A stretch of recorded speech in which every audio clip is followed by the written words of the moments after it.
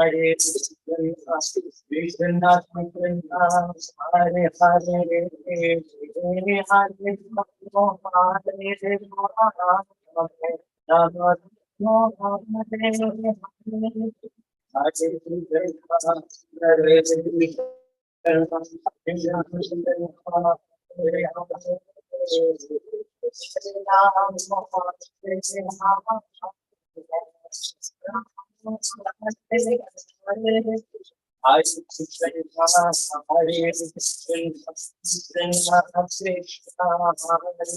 Hare Hare, Hare Hare, Rama Rama, Hare Hare.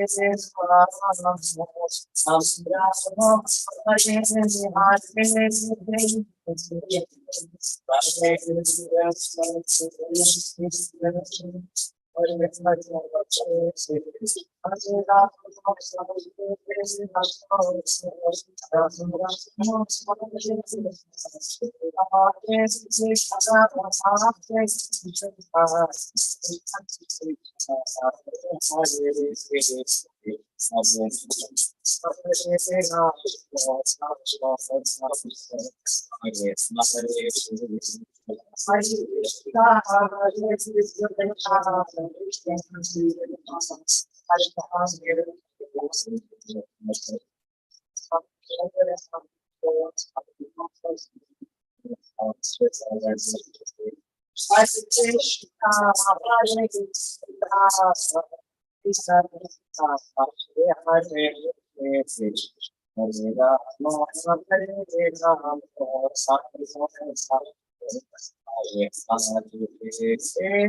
Krishna, Krishna Hare Rama, Hare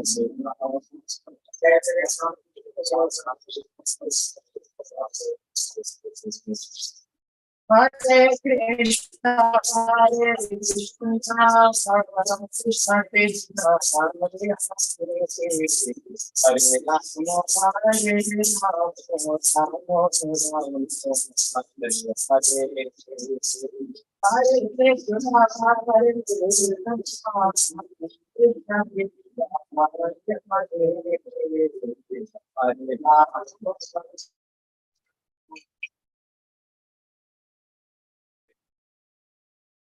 Hare Hare, Hare Rama, Hare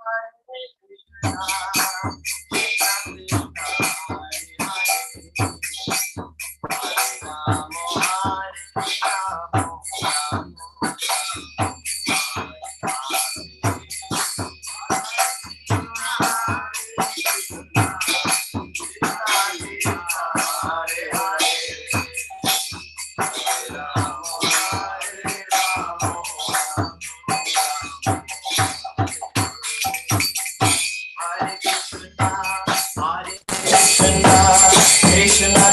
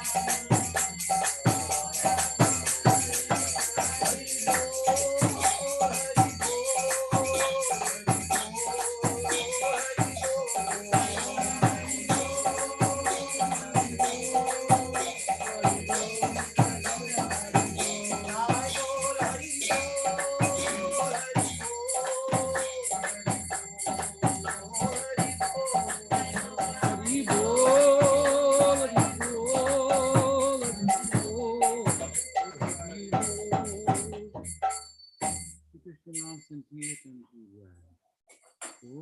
Jnana Timirandasya Jnananjana Salakaya Chaksurumilitam Yena Tasmai Shri Gurave Namaha Adinulambita Bhujo Kanagavadato Sankirtanai Kapitaro Kamalaya Taksho Vishwambaro Dvijavaro Yugadharma Palo Vande Jagat Priyakaro Karunavotaro Vande Shri Krishna Chaitanya Nityananda Sahorito Gorodai Pushpavanto Chitra Sandotamo Vandeham Shri Ramakrishna Abhaya Charana Sakau Shukado Paramanando Sundaro Subalapriyo He Krishna Karuna Sindhu Dinabandhu Jagatpate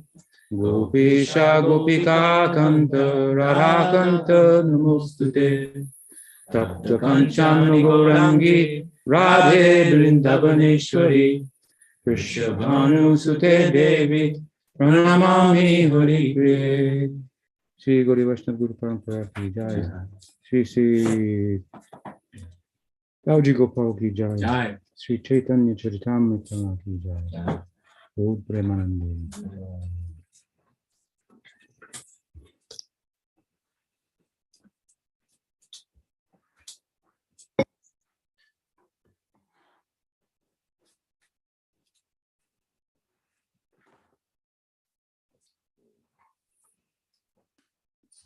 So, good morning, everyone. Again, I'm going to continue our discussion from Chaitanya Charitamrita.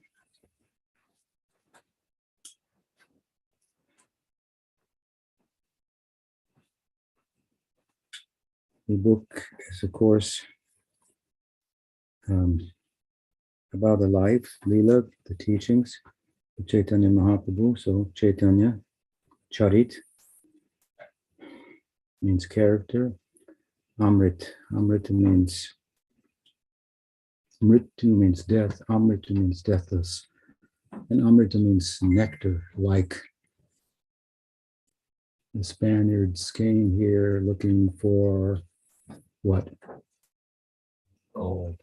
Fountain of youth they were looking for. They found gold. It's not the fountain of youth. They took the gold too. Fountain of youth, Amrit. So Amrit, Mritu means death. Amrit means deathless. But Amrit also means the fountain of youth, immortality. So the Chaitanya Charit Amritam, the immortal nectar of the character of Chaitanya. And Chaitanya as a person, one thing, but the name also means consciousness. So the immortal nectar of possibilities that lie in the realm of consciousness. The basic one of which is eternality, fountain of youth, deathlessness. And nobody wants to die, right? And the good news is you don't. But to realize that, you have to let go of the illusion that you are dying, which means that things that you're attached to are being taken away from you. That's your death. That's your whole life. You like those things. You can't keep them. And nature shows us that. And we're disappointed. But we should learn the lesson. Let go of the things with knowledge in advance. And then when the body itself, which is not us, falls away, we will be aware of ourselves and the deathless nature of ourselves as a unit of consciousness. So here we, of course, are hearing about these things in the context of hearing about the character and the Leela, the divine play of Chaitanya Mahaprabhu. And we're in this middle section of the text, the Madhyama Leela, where the teachings are found primarily through his example and the actual precepts that he speaks to different devotees. that in turn have been rendered in so many other texts and so forth. We have a very considerable scriptural canon in our tradition, and it's good. It's important to write down what you say so that you can check and see if you're consistent, right? People like to speak and come up with ideas and so forth, but are they consistent? Do they contradict themselves? So the Guru has a text to refer to often, right? So at any rate, here in this point in the narrative, Chaitanya Mahaprabhu has entered into the renowned story of life. He was living as a village person, as a householder, and he left that life and entered into the life of a wandering mendicant, mystic. And so Seibesh Kaila, Ebe Brindavan Gaya, Krishna Nishevana Kori Nibritti Boshiya. So he accepted the vesh, the dress of a renunciate. It means with really no concern to speak of with outer dress or fashion. Typically, he means accepted a loincloth, a kopin, and just a short outer garment. And Sevish Koila. So accepted this, and of course, as we heard the other day, the acceptance of the vesh, the dress of a mendicant, in and of itself doesn't make one a mendicant. But the spirit of renunciation in the form of not just giving up attachments, but acknowledging to whom all those things that we think are ours that are not ours belongs. If you want peace, just make a list of all the things that you're attached to. Write it down. And then as long as that list is as far as you are from having peace. You attach to them, you may not be able to keep them, you may not even have them, but you're attached to them until you're disturbed to get them, disturbed to hold on to them, and disturbed when they've passed through your hands, as everything does. Very simple, very simple. So many books written makes it very simple points. Of course, we're interested in more than peace. So peace is one thing, but love is another, right? It's further development. From peace, we end the war. Then there must be positive commerce, interaction, and so forth. So love.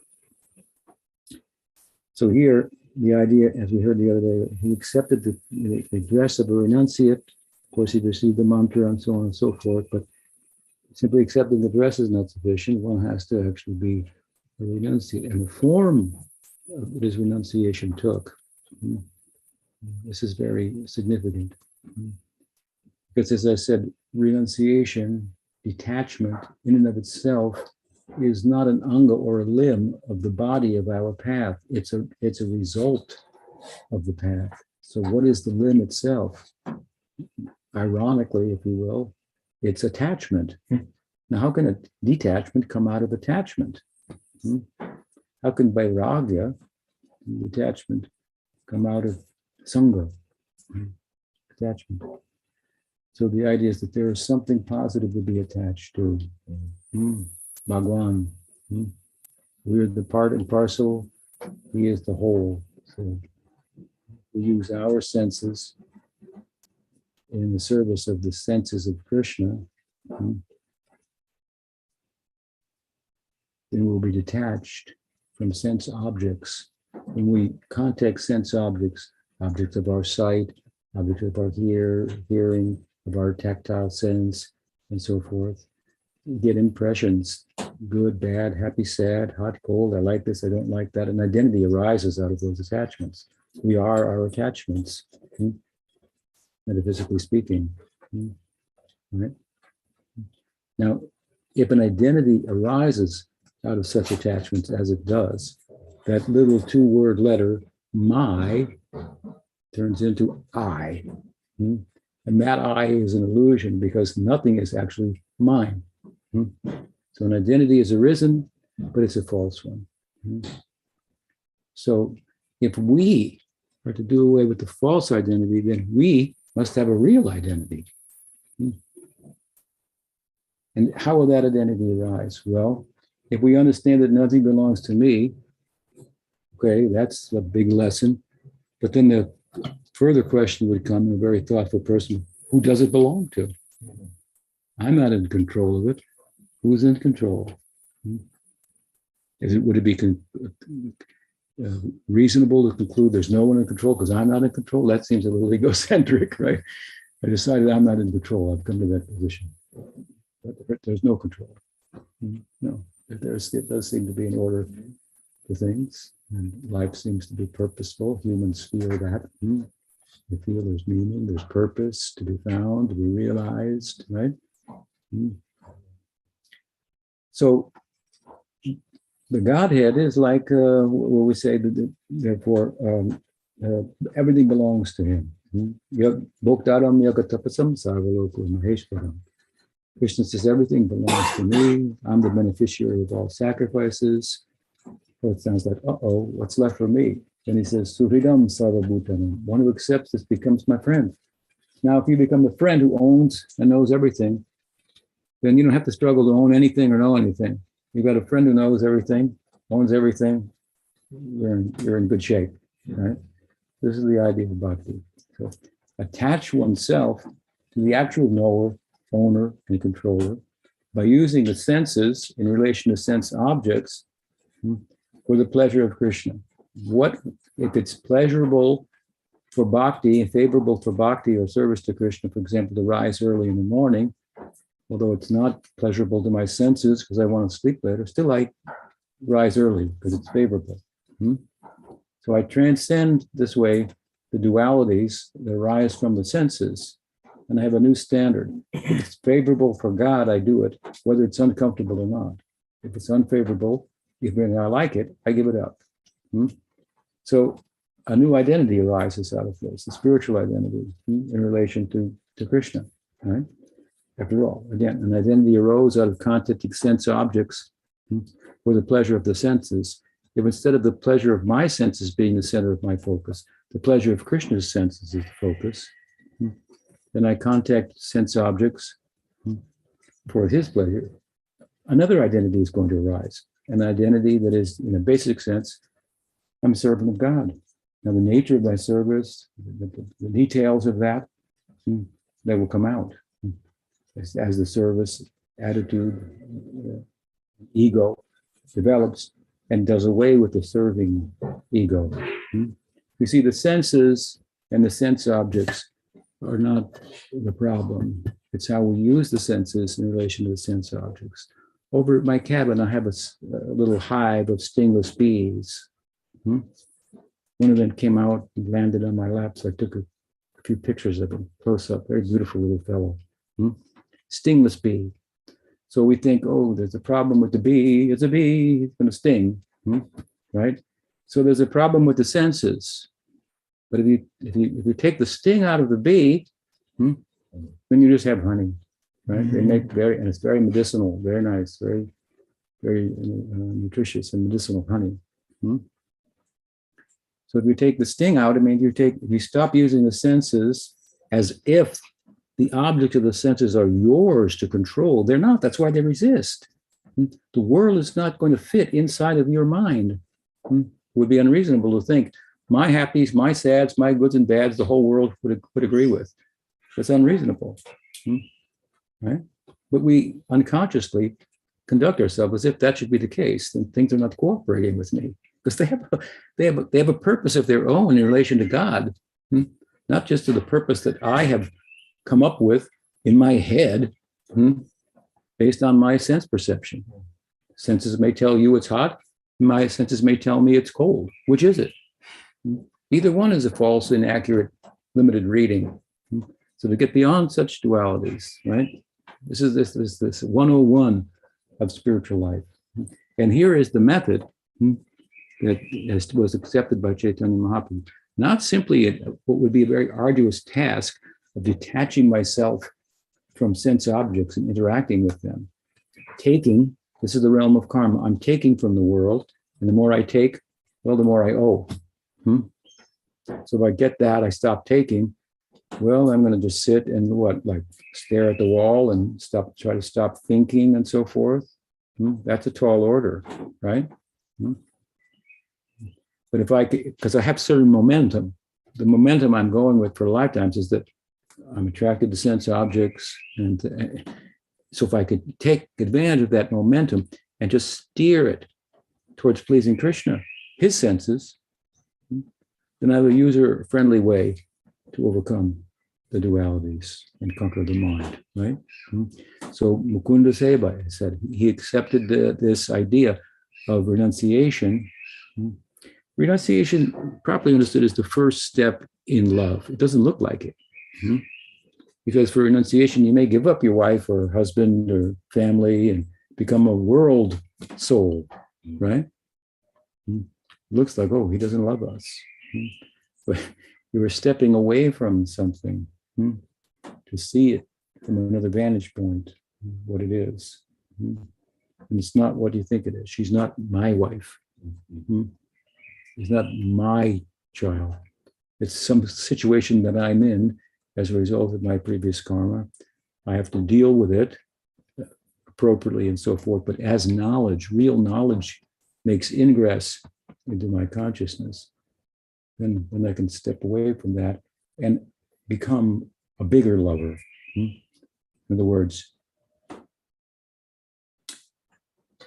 love in a provincial sense is one side of a coin, the other side of which is not love. If I love her, I love you. Turn the coin, it means I don't love you, you. You understand? This is the more provincial it becomes, right? Now, so we want a coin, both sides are love, right? Universal love, compassion for all beings. And this is the beginning only of real spiritual love. So he's become a world soul now, for all intents and purposes. And his method, which is of his renunciation that he's entered into, which is a step, is the first step. First, you're not loving. It appears like you're loving, but it's false, because if you look at it from another angle, it's not love. You love America, United States, but you don't love Russia. Now, maybe you can give a political reason for that and blah, blah, blah, but that's all relative, right? Right? So, good and bad, we think we know, as if thinking makes it so. Famous poem. It doesn't. Good and bad, we think we know, as if thinking makes it so. All conceptions grow along a borderline, right? So we're making borders. And we want to break the borders. So he's become a universal soul. He stepped back from the world. First step in the direction of love. But he's not just stepped back and renounced. He's actually done something positive. He was enjoying, or we are enjoying the world. And then we see that we're, in our attempt to enjoy, we're trying to acquire and take, because we think by acquiring more, we'll be fulfilled. But we learn the odd truth about life, which is really not rational, but it's a reality that less is actually more. See, we want to be rational, but we should really come to the conclusion that reason has its limitations, and what we really want is a transrational attainment. And the world speaks loudly to us of the fact that while it would be reasonable to think that having less means having less, the fact is that you can experience it yourself. Having less is having more, if you do it in the right way. It's one thing if you're attached and you don't have, and you have less, then you're uptight about it and so forth. But if you can understand and you can let go and give, then there's more. You can't hold up what you have and you see what I have, but people can see it in you. He has more. He's bigger. He's a big soul. Mahatma. His Atma is Maha, big, generous. So he's stepping back, but from a broader perspective, he's stepping forward. He's stepping towards Krishna. So if my material ego is an exploitive one, where I'm taking from the world, trying to acquire, and obviously I'm going to be in competition for what's available in a struggle for existence, right? Rather than taking, I can stop taking. But not taking is not the full face of love. Not taking is part of loving, but love is more than not taking. So where are you going to give the more? If you're not going to take from the world, how are you going to love? If life is ultimately about love, well, you have to find an object of love that's not here today and gone tomorrow. So Krishna, God, who owns everything, whom everything belongs to, right? So his detachment is derived from his attachment to Krishna. So there are things worth being attached to that are not temporal, right? They're not here today and gone tomorrow. So he's entered into this. This is the eternal realm, something to do in eternality, movement in eternality, not just stillness, but movement. And love is a kind of movement, right? In this world, just to use a kind of example as I've often have, we move round and round, we go looking for love, and when we find it, what happens? Well, we don't just sit there, we find it has an orbit of its own that takes us on. And it's full of ups and downs, but we don't want to get off, right? So love, in a spiritual sense then, means there must be movement in transcendence. Transcendence must have variety to it. It must have a unity to it, but a variety that arises out of the unity at the same time. Movement. So this is Leela. This is the Leela of Chaitanya Mahaprabhu. He's taken sannyas. He says here, Krishnadas says, Sebesh koila ebe. So now then, having accepted this renounced order, wandering in the world, what did he decide to do? Vrindavan Giya. Krishna ni shevana kori. Ni britte boshiya. So he said that, he says that he wanted to go to Vrindavan. Now, Bon means forest in Sanskrit and Bengali. Like Bosky, but Bon. Bosky means forest, right? Bosky. So Bon. And Vrindavan means, of course, particular forest. So the idea of a sannyasi typically is, or renunciate, they leave the world, and the world means interaction with people, commerce, so and they move away from that. They typically go and live in the forest, right? In a cave, in the Himalaya, someplace to be alone, to be away from the call of the world. My senses are strong enough, what to speak of, they're being bombarded all the time with the military calling on me, the government calling on me, business calling, my wife calling on me, my children calling me in different directions at the same time. When we move back from that, sit peacefully in contemplative life in an environment that's conducive, right? A quiet, peaceful. So this is, but here,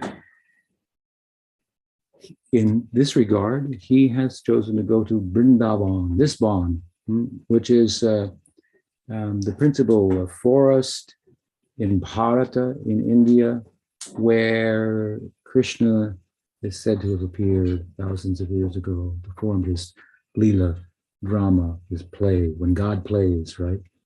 God is omniscient, God is omnipotent, omnipresent. He's everywhere, knows everything. That might sound good to us, but for one who is everywhere and knows everything, there's nothing more to know, and there's nowhere to go. So what do you do when with such boredom? Then you play. That is called Leela. So Krishna plays, and he plays by interacting with his unalloyed devotees, and an intimate setting is created where the infinite and the finite can come close together because the finite, the infinite, has taken a finite-like shape. So Krishna is human-like, appears on earth. He's Param Brahman, the omniscient, omnipotent, but he's taken a finite-like shape, and this affords intimacy with his devotees, whose love is drawing him from the infinite position and into a compact of love. And love is, knows no reason. He's lost in the love of his, Krishna's lost in the love of his devotees, and his devotees are lost in love of him. And this is the drama that Chaitanya Mahaprabhu wants to enter into, this compartment, if you will. This is the penthouse within transcendence, within the skyscraper of transcendence. By different paths, we can enter into transcendence. If those paths are all ego effacing, doing away with our taking, which, as I said, much as we take, as much as we owe, and then we remain in material existence. So different paths focus on this to different extents. The way in which Chaitanya Mahaprabhu's path is focusing is particular. This is called Raga Bhakti. Right? So he went to enter in, he thought, I'll go to the forest where Krishna has appeared thousands of years ago. That place is full of remembrance of him, and so on and so forth. And so he goes in that direction. Eto bali chale Prabhu, premon mader chin, dikpitik gyal nahi, kibaratri din. So as he proceeded en route to Vrindavan, what happened? Premun Mander Chin. This is not ordinary movement, but he was moving, and simultaneously his body was erupting with ecstatic symptoms, tears pouring from his eyes like fountain, as he uttered the name of Krishna. His hair standing on end, limbs trembling, all types of spontaneous ecstasies. There's no person in the religious history of the world, amongst all the mystics, all to whom we bow, but none of them more personifies a life of ecstatic love with visible, extraordinary symptoms of ecstasy, bhava, than Chaitanya Mahaprabhu. This is something that is not a sectarian, perspective, but it's subjective and been acknowledged cross-culturally. I mean, different mystics embody different aspects of reality, Buddha, the wisdom, and so forth. Chaitanya Mahaprabhu, the ecstasy of praying, the ecstasy. So he did not know if it was day or night, it says here. He didn't know what direction he was going in. So I'll go to Vrindavan. Where is Vrindavan? Of course, it's not, you can say on earth, you can go here, this is Vrindavan, but it is a plane of consciousness, right? Really, he's living in Madhuvan, and we'll see later Advaita makes this point to him as he's looking for that sacred geographical place on earth. At the same time, it transcends that geographical area because of its sacredness and can manifest, obviously, in the heart. Or you could be there physically, but not really be there also. So it says, what? Dik vidik gyan nahi kibaratridin.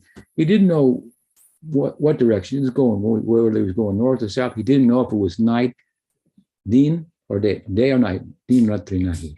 He didn't know. This was his condition. Nityananda, Acharya Ratna Mukunda, Teen Jan. Prabhu pache pache tine, kore na gaman. Then he went, as he moved forward, trying to go in the direction of Vrindavan, suddenly some of his associates caught up with him. Nityananda Prabhu, Acharya Ratna, and Mukunda, Tinjan, these three people. Acharya Ratna, his other name he's also known as the name Chandrasekhar. Chandrasekhar was like a father to Chaitanya Mahaprabhu in his youth, because his own father, Jagannath Mishra, passed away, and Chandrasekhar was an uncle to him in all respects, and fathered him. So he was very, very dear an elder, very, very dear to Chaitanya Mahaprabhu and to all the devotees because of how he took that role. Nityananda Prabhu, of course, is his own other self. Krishna is there as Chaitanya Mahaprabhu, and Balaram, Ram is there as Nityananda Prabhu, these two. Krishna Chaitanya, of course, Krishna, this is Krishna Chaitanya. Chaitanya is Krishna, but he's now in the bhava or the ecstasy of a devotee of himself and teaching how to be a devotee of himself. And when he's teaching how to be a devotee of himself, when he's in this Leela, he doesn't know that he's Krishna. There's a kind of unknowing knowing. Right? So Nityananda Prabhu, Mukunda, another close associate who was a beautiful kirtanier, singer, they appeared, and J. Prabhu Deke, Se Rok, Prema Veshe Hoy Bale, Khande Duka Shoka. So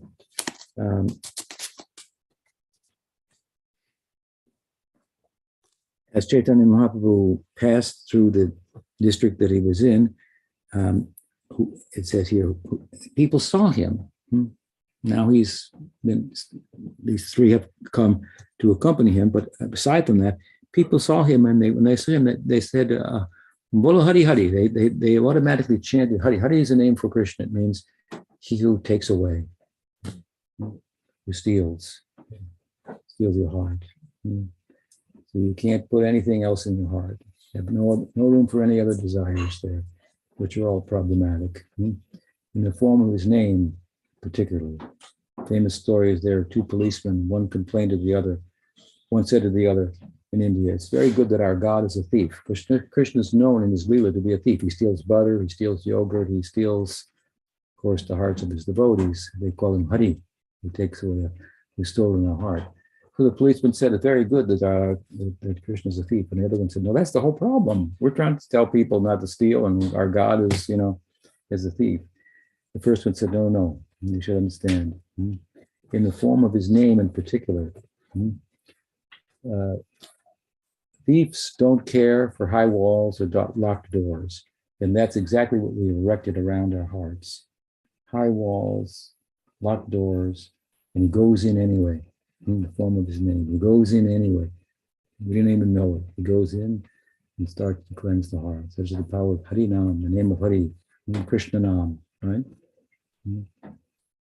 And this chanting of Krishna Nam, which is central to our practice, of course, was the method to the madness, the spiritual madness of Chaitanya Mahaprabhu. So it's said about a Vaishnava, a devotee of Vishnu or Krishna, that a superlative devotee, that upon seeing him, others will chant the name of Krishna. So here we see this example. People saw him and they chanted Hari, Hari. So we're very pleased with this. Gopa Balaka Shabba Prabhu ke dekhiya Hari Hari bole dakhe pucha koriya. So along the banks of the river there were some boys who were herding cows, young boys herding cows, right, from that sector of the society. Of course, this reminded him of Krishna's Leela with his young friends herding cows and so forth. And so when they saw Chaitanya Mahaprabhu passing, they also chanted Hari, Hari. And Shuni Ta Sabar Nikata Gela Gaur Hari. Bol, bol, bol, bol, bole Sabar. Shire Hashtadhari. So hearing this, these boys chanting, he was very happy by that, to hear them chanting the name of Krishna. And he approached them and he put his hands on their heads and blessed them. Tasabar stuti kore tomar bhagyavan. Kritarto korile more shunana hori nam. He blessed them, and what did he say? He told them that they were all very Tomar Bhagyavan. He said, oh, you're chanting the name of Hari. Tomar Bhagyavan. You are very, very fortunate. This is the essence of all the sacred texts of India, of the Hindus. That in Kali Yuga, the time in which we live, to invoke the name of God. So who's doing that must have understood all the Vedas. They've understood the conclusion of it. Whether they know it or not, they're functioning in relation to the conclusion. So we say, oh, they're Bhagavan, greatly fortunate, right? Kritartha Korile Moreshunahana Harinam. So, and he felt, again, he praised them. He felt very, very pleased and successful because they were chanting the name of Hari. Now, Gupteta Sabhake Ani Thakur Nityananda Shikaila Sabhakare Koriya Prabandha. So then Nityananda, who has just come, his other self, Ram, right? He called those boys, those cowherd boys, and he told them a story. Maybe not true, but he told them a story. And then he told them, based on the story, Vrindavana Pata Prabhu Kuchento Mare Gonga Tir Pata Tobe Dekaila Dekai Ha Tangre. He said, if Chaitanya Mahaprabhu asks you the path to Vrindavan, show him the path along the bank of the Ganges instead.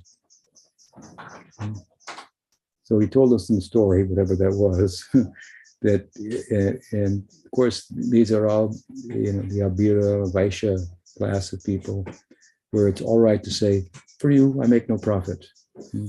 It's not true, but it's okay.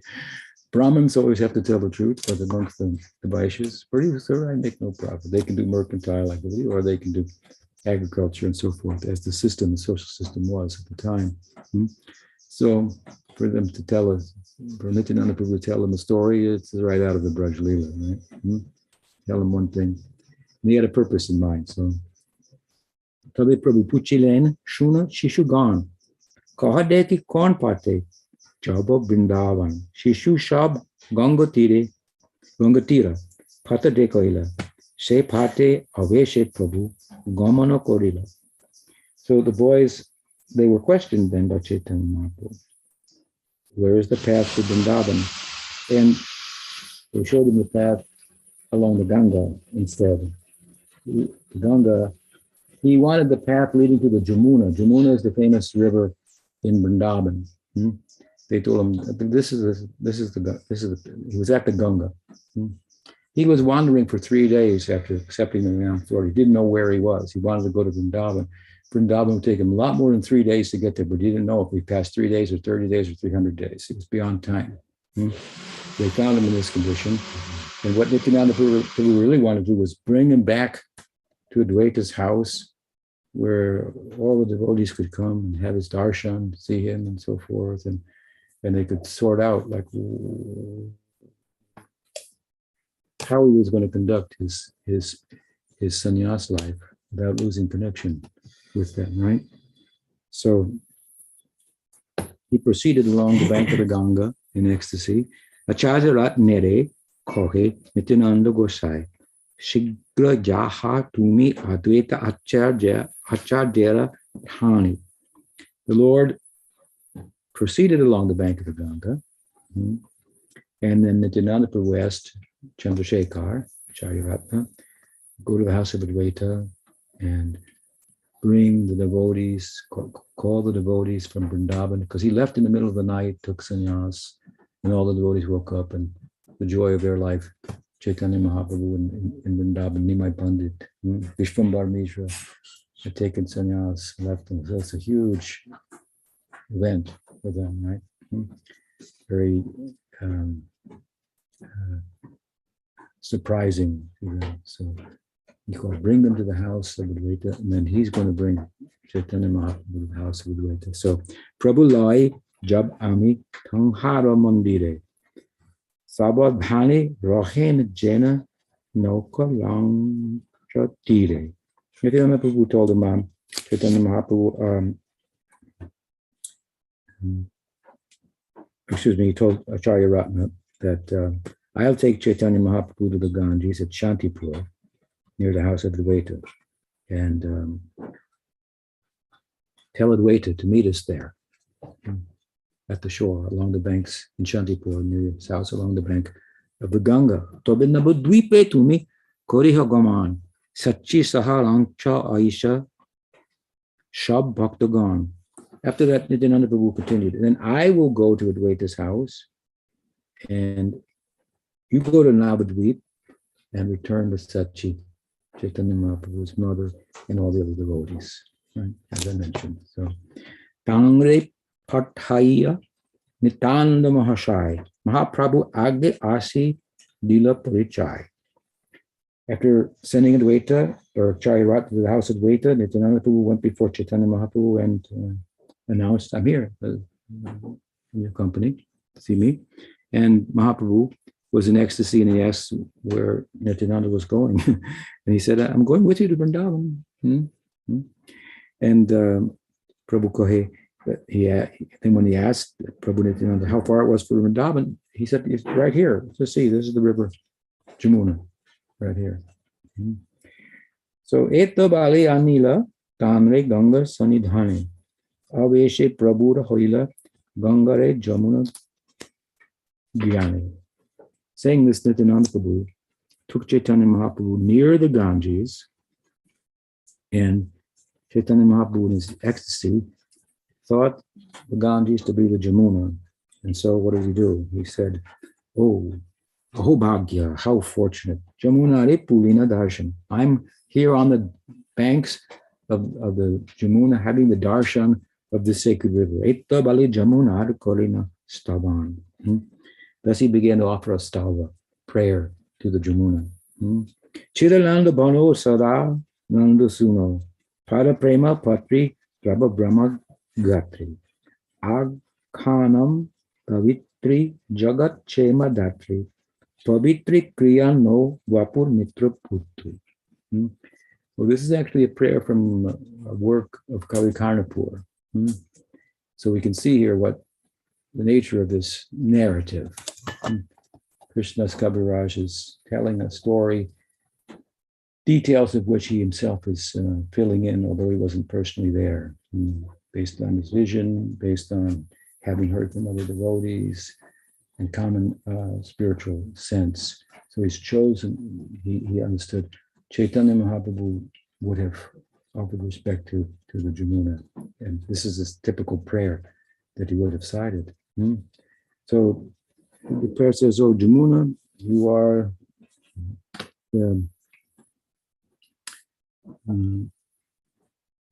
a manifestation of the internal energy of Bhagavan. You are the water that gives pleasure to Krishna, the son of Nanda. And you can destroy all the karmic reactions of anyone who bathes in your waters, create auspiciousness in this world. And then, O daughter of the sun, kind of purify us by your current, right? So it's a significant address, O daughter of the sun. This is, again, it's a Sanskrit verse from Kavi Karnapur's work, Chaitanya Chandrodaya Nataka. It's a drama that he wrote about Chaitanya Lila. But this idea that the Jamuna is the daughter of the sun, what does that mean? It's very esoteric, obviously. The idea is drawn from the Gopal Tapani Upanishad. There in the Gopal Tapani Upanishad, the Gopal mantra, which is the primary meditative mantra dhyan for us, the dhyan mantra meditation, made up of Krishna's names, Krishnaya, Govindaya, Gopijana Vallabhaya, Swaha. I give myself to Krishna, Govinda, his different names, Gopijana Vallabhaya, Swaha. So in the Gopal Tapani, the different words in this Gopal Tapani means light. So it means the work that sheds light on Gopal. Gopal is a name for Krishna. It means who takes care of the cows. Krishna is depicted as taking care of cows because cows are givers. For just a little grass, what do they give in return? So much. And grass will grow in between the concrete. What you can get for the little bit of grass is so much, right? So practically it says, Grass is growing even if you don't try to plant it. Of course, if you plant it systematically and feed, then the cows will give more. But even if you don't, just by their wandering, then they have more milk than the calf can drink. Right? So cows, of course, are domesticated animals, but they represent a meeting between the wild, between animality and humanity. And amongst the domesticated animals, like horses or chickens, birds, maybe, cows, pigs. Cows are the most, give the most in the act of domestication. Like I said, they give milk. From milk we get butter, ghee, and so many things, right? And from just the manure of the cow, so rich, you can plant and grow and so forth. So they're considered in Hinduism to be givers, givers. Now and so we should give ourselves like cows give themselves. Represent this kind of borderline, right? As I said, between animality and humanity. And from hunters and gatherers, if you want to look at that from that point of view, then humans became agriculturalists, tilling the soil when they learned that the bull could be domesticated to plow the field. Rather than eat him, I'll plow the field with him, and I'll grow so much grain, rice, and so forth, and I'll have so much more food. Bargaining, I'll take care of you, you take care of me. And of course, then you'll give a child to conceive a child along with the mother, calf, and from them they'll get milk, and so it's a good idea. So who domesticated who? Did the cow domesticate the humans, or did the humans domesticate the cows? Right? And if we look carefully at this, then we start to see them as the Hindus. They consider them sacred because so much they're giving to human society in an agrarian-based society. Well, if we want to turn to an industrial society, okay, they may seem to be not that useful or even a problem, but is an industrial society itself a problem? I don't know. We can feed so many more people, but do we need that many more people? Is that what life's about? Just making people, other people? Is that? Maybe there are other things to do. If you figure, well, this is how much we can sustain, this is how much children we should have. Boss, that's all. Right? Anyway. So, yeah, and human life is for more than just procreation or recreation instead of procreation. It's for something much more than that. Procreation is kind of an improvement on just recreational, if you will, because it had some meaning, some deeper meaning to it, right? Some deeper commitment. We'll be combined together for another purpose, raising another and so forth. But that's beautiful, but it only goes so far, right? It only goes so far. So, yes, so what are the virtues of procreation over recreation? Then, comparatively, what are the virtues of celibacy? What will that do to you? How much time will that give you? In the United States, one child is considered to cost $250,000 until they reach adulthood. They're locking themselves in there for a lot of distractions, right? So, human life itself, if the cow is the junction between animality and spirituality, and humanity itself is the junction between animality and spirituality. Humans are different than all the other animals because we can think, why? Why? We want meaning, purpose. What's the meaning? What's the purpose of life? This is a qualitative question that consciousness, which is coming to the fore in human life, asks. It's asking the question, why do I exist? There's consciousness in all forms of life, but it's not asking why, because it's more covered in other less complex forms of life. And what's taking over is the form of life and its necessities to eat, to sleep, to mate, and defend. Human life, these things are relaxed comparatively. And the question why arises, why am I? Purpose, meaning, value, and so forth. So this is what human life is meant for pursuing, primarily, not just procreation or recreation, to become free, free from taking, to become a lover in the full sense of the term, as we're describing, right? So,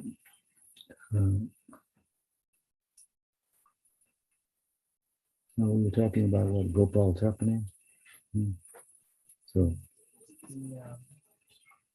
the daughter of the sun is mentioned. Yeah. So in Gopal, Gopal Tapani, the mantra is being explained. Govindaya, Krishnaya, and what's being advocated there is giving of oneself, right? Giving of oneself. And when it comes to explanation of the word swaha, the last word, it says Brihad Bhavani. It's a word that's not found anywhere, a phrase not found anywhere. But it means, what is it here? Daughter of the sun. This is very esoteric, shamanistic almost, right? If we go to the 8th chapter of the Bhagavad Gita, what do we find there? We find a dissertation on bhakti, the yoga of bhakti, mixed with mystic yoga. It's called Yoga Mishra Bhakti. Mishra means mixed, mixing the two disciplines together. There, this mixing of bhakti with mystic yoga is contrasted with bhakti unto itself as a path, pure bhakti. It can be differentiated from mystic yoga, mixed with bhakti, and arguably a more efficacious course to path to tread, right? So there we find, for example, the idea that those engaged in bhakti mixed with yoga, they will control the senses, the organs, as you do in mystic yoga, the mind, and so on and so forth, and then try to pass from the world during the northern solstice, which is the path of light, presided over the deities of day, the sun, and so forth, as opposed to when the sun goes to the south, that's the path of return. In other words, in the karma marg, one goes on that path, leaves the world on that path, and returns. In the yoga path, one takes the path of light and does not return. Doesn't return again. So, in macrocosmically speaking, there's this path of light through the sun, mystic path, right? And this is the course of the yogi. Now, on a microcosmic level, within the body itself, that path is called the Sushumna. Now, microcosmically, there's the Sushumna path also, from the heart to the top of the head.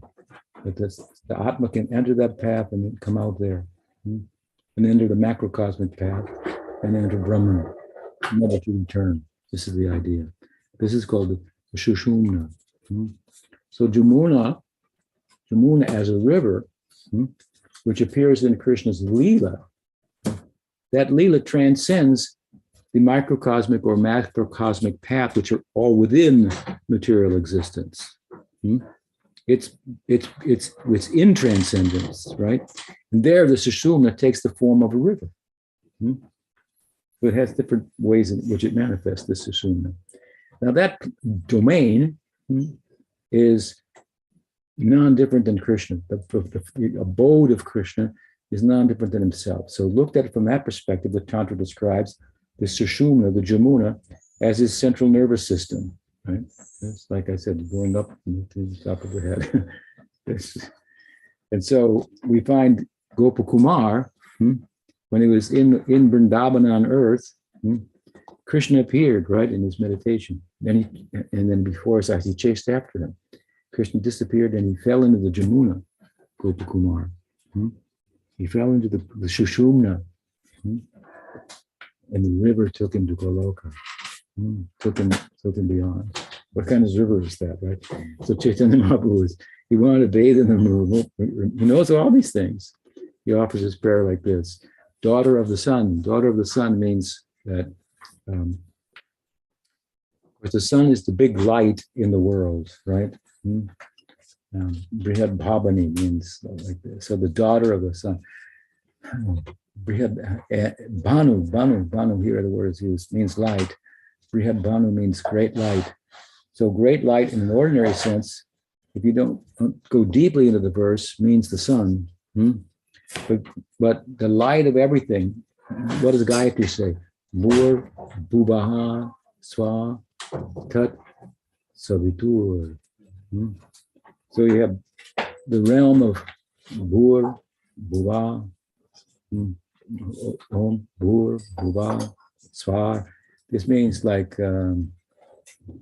below, intermediate, and celestial realms.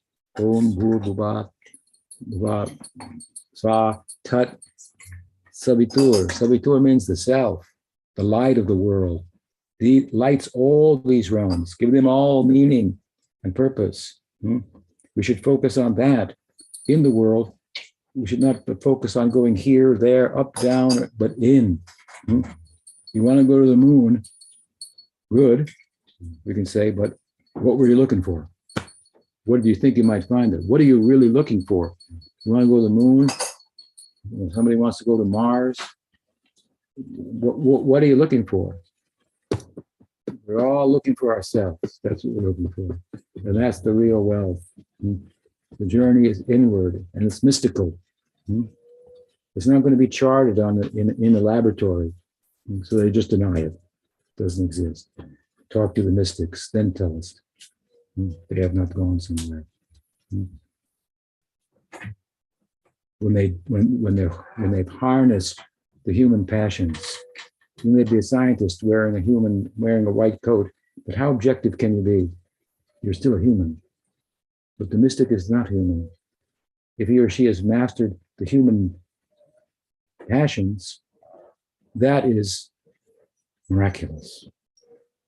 Think about it. To master greed, lust, you will think, yeah, that's mystical. That's it. You want a miracle? We can show you. You say, I have not seen God. Here, come with me. I'll show you something. I'll show you love of God, personified here in the sadhu saint. Now, if there's love of God, there must be God. And what has love of God done? It has enabled him to transcend the effects, the shadow of love only. That is lust and involves taking and so forth, right? She's harnessed all the human passions. That's miraculous. So, by loving God. So there must be God. If there's, I can show you love of God. Might be in a cave. Might be in the forest, in Costa Rica. Where they may be few such mystics, but we don't need a whole lot. We need only one. There's a Jesus. He did it. There's a Buddha. Cross-culturally, they're showing up, right? So many. India's like got a lot of them. It's conducive, very conducive place for that. So Chaitanya Mahaprabhu standing on the bank of what he thinks is the Jamuna. We'll see if we go forward. It actually is the Jamuna in another sense, but he offers this kind of prayer. And he concludes it by referring to her as the daughter of the sun. So daughter of the sun refers to this path to the sun, right? Macrocosmic path that I talked about, the microcosmic path. And then the Jamuna, when it in the transcendent realm, when it appears as a river, then it has a goddess, right? That presides over it, and she's called the daughter of the sun. The daughter of the sun. Now, when we look closely at that, of course, then we see that in the realm of Vrindavan, Vishaka Gopi is identified with the Jamuna, and she's born on the same day as Radha. Same chart is almost identical, astrologically speaking, right? So she is like another Radha,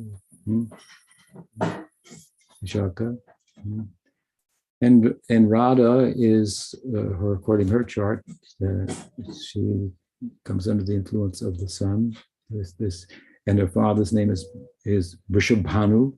Vrishab means great, Bhanu means light. Or in one sense, it refers to the sun, but therefore she worships the sun. But in another sense, Vrishabhanu, the great light, is Brahman, consciousness itself. That's what lights the world, right? As Gayatri says, you are lighting the world. You are the light of the world. But still, you're only a spark. Bhur-bhuva, swa, tat, sabitur, barenyam bhargo devasya. Krishna is described in the Gayatri as devasya. Devasya means playful. The God who is playful.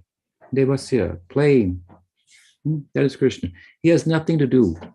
Krishna has no weapons like other gods and goddesses. He's just playing a flute. He has nothing to do. He who has nothing to do, he must be all powerful. Because if you want to take a vacation, you have to have some power. You have to have some money in the bank. You have to have some pension time that you earned, some power. Who is all powerful? He's only playing. This is Krishna. He's only playing. Now, Gayatri says, Sabitur, tat sabitur varenyam bhargadevasya. So you who are the soul are the light of the world, but you're only a spark. You should turn in the direction of the fire. Varenyam, worshipful. Turning towards the worshipful, not turning away from Bhur-bhuva-swa, the world, and all of its possibilities. Focus on the self, then turn the self towards the source, right? And that source, in the form of Krishna, who is playful, what is making him playful? Again, God is omnipresent. How can he go anywhere? How can he move? He's already everywhere. How can he move? So what is that power that makes him move, that turns Brahman, the omnipresent, the omniscient, into the form of Krishna, playful Krishna?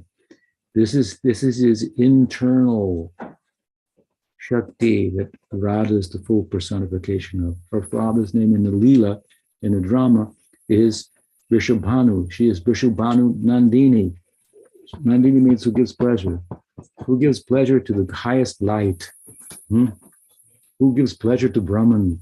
It makes him devasya, makes him play. Skip and jump, something like this, right? Controlled by that love even. Bhagavan becomes controlled by the love of the devotee. So this is a drawing on, of course, Gopal Tapani's Upanishad of the word swaha in the Gopal mantra. It means, I give myself, sacrifice. It means, and love is born from the womb of sacrifice. Swaha means, in Gopal Tapani, this is Radha.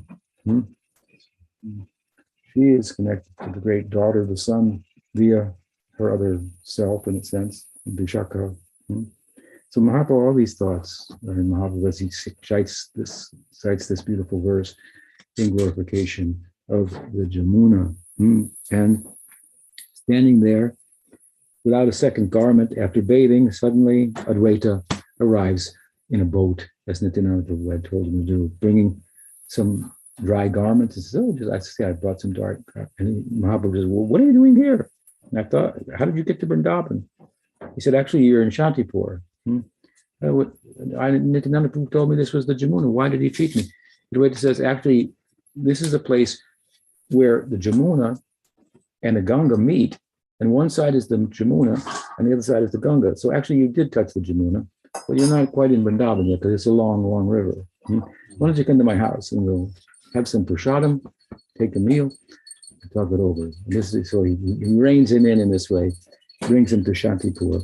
And meanwhile, as we've heard, Acharya Ratna Chandrasekhar has gone to bring all the devotees there. So there will be a feast, there will be chanting, there will be a meeting, and then the fact that he took sannyas and what it means to all his devotees, that will come out. Sri Chaitanya Charitamrita Jai. Gaur Bhaktivinoda Jai. Gaur Premananda. Haribo. So this will be the last class I give while I'm here. I'll be here a couple more days, and I've got some other appointment tomorrow, so I won't be convenient for me to give a class. And nice of you on the screen who are all there, who've been attending.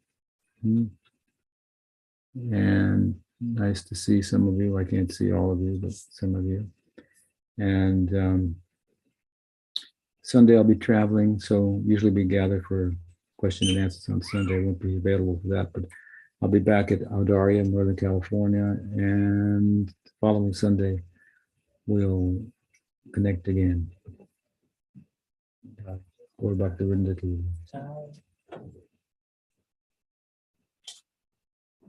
Dash ki jai.